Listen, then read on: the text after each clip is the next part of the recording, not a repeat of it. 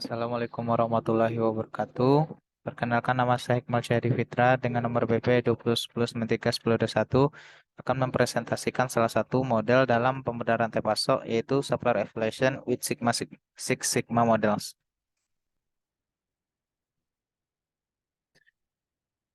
Supplier atau pemasok merupakan suatu perusahaan atau individu yang mampu untuk menyediakan sumber daya baik dalam bentuk barang atau jasa yang dibutuhkan oleh perusahaan lainnya.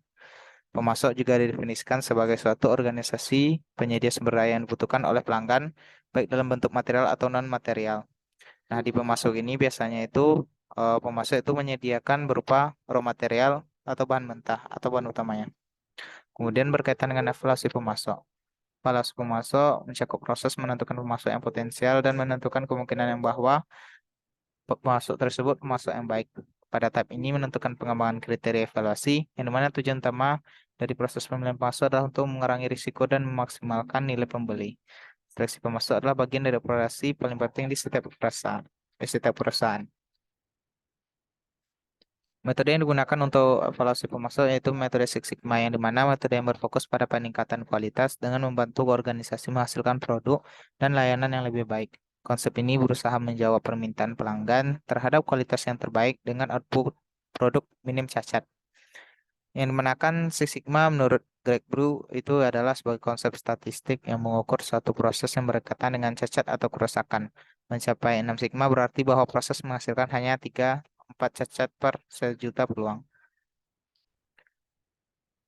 Pendefinisian masalah atau problem definitions, yang dimana jaringan pasokan adalah sekelompok kegiatan termasuk menyediakan bahan baku, proses manufaktur, dan distribusi. Yang dimana di sini dibagi menjadi 3 segmen jaringan atau 3 layer, di mana itu ada kelompok penyedia bahan baku, kelompok produsen, kelompok atau kelompok manufaktur yang memproses raw materialnya, kemudian ada kelompok distributor. Pada tiap layer diselidiki data layanan dan fleksibilitas yang diperlukan dan dicatat jumlah ketidaksesuaiannya. Selanjutnya berkaitan dengan peta kendali C atau C control chart, dikonfigurasi untuk menentukan area kendali dan outlier. Tahap ini setiap pemasok yang berada di luar batas kendali dihilangkan dari evaluasi. Masalahnya, bagaimana memilih satu set pemasok yang memiliki layanan dan fleksibilitas yang mumpuni secara bersamaan. Menerapkan pemrograman integer, terintegrasi, dan proses normalisasi kalkulus untuk mendapatkan kumpulan pemasok yang optimal. Selanjutnya berkaitan dengan proses kontrol model, yang mana itu berceritakan tentang quality control. Quality control itu yang mana itu penjelasannya statistical process control, metode yang efektif untuk menentukan proses melalui penggunaan diagram kontrol, kemampuan untuk memantau kedua pusat proses dan variasinya ke tentang pusat itu. Dengan mengumpulkan data dari sampel di berbagai titik dalam proses, variasi dalam proses yang dapat mempengaruhi kualitas produk atau layanan akhir dapat dideteksi dan diperbaiki, sehingga mengurangi pemborosan serta kemungkinan masalah akan diteruskan ke pelanggan.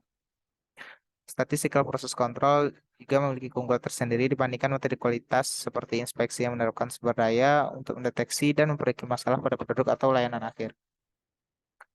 Di mana di sini proses kontrol modelnya yaitu ada peta C-chart atau peta C, yang mana melakukan kontrol atau cek ada atau tidak outlier dari improve atau perbaikan yang telah dilakukan. Jenis bagan kendali yang digunakan untuk memantau data tipe hitungan biasanya jumlah total ketidaksesuaian per unit. Terkadang juga digunakan untuk memantau jumlah total peristiwa yang terjadi dalam satu waktu tertentu. Ketidaksesuaian juga dapat dilacak berdasarkan jenis atau lokasi yang terbukti membantu dalam melacak penyebab yang dapat ditetapkan. Kemudian terdapat batas kendali untuk bagan ini, yaitu ada UCL atau batas kendali atas, di mana ada CL, central limit, kemudian ada LCL. Berikut merupakan peta C-chart yang dimana itu ada data yang out of control, yang dimana itu berada pada number of defect in the yang dimana itu ada sesi ke-9, yang dimana itu pada sumbu X yang nyatakan yang ke-9, dimana itu ada data yang out of control. Selanjutnya mengenai proses quality index, yang dimana kemampuan proses membandingkan output dan proses dalam kendali dengan batas spesifikasi menggunakan indeks kemampuan. Perbandingan dilakukan dengan membentuk rasio penyebaran antara spesifikasi proses terhadap penyebaran nilai proses yang diukur dengan 6 unit standar deviasi proses. Untuk menghitungnya itu CP indeks menunjukkan kemampuan suatu proses dalam memenuhi suatu spesifikasi. CPK menilai kapasitas manufaktur untuk membuat produk dalam kisaran toleransi. CP dan CPK minimum 1, proses dianggap baik, proses tersebut mampu dan memenuhi batas spesifikasi. Kemudian proses normalisasi, layanan dan fleksibilitas tidak dapat diintegrasikan dalam bentuk yang sekarang karena keduanya merupakan dua jenis variabel yang berbeda dengan nilai yang berbeda. Oleh karena itu, diterapkan proses normalisasi untuk mengubahnya menjadi unik sebagai berikut. Yang mana untuk rumusnya dapat dilihat pada layar. Kemudian ada studi kasus yang menyatakan sebuah perusahaan manufaktur memutuskan untuk mengevaluasi pemasok dengan si sigma. 3 bulan terakhir perusahaan telah menerima 3 pengiriman dari pemasok tertentu. Setiap pengiriman terdiri dari 200 item. Perusahaan telah menemukan bahwa pada setiap pengiriman ada beberapa item cacat. Pengiriman pertama ada 10 item cacat, kedua 5 item cacat, ketiga dan 8 item cacat. Berikut adalah langkah-langkah evaluasi dengan menggunakan si sigma. Hitung nilai sigma, itu rasio cacat terhadap keseluruhan item. Dapatkan yaitu pengiriman pertama 5%, pengiriman kedua 2,5%, pengiriman ketiga 4%, dan rata-rata rasio cacat yaitu 3,5%.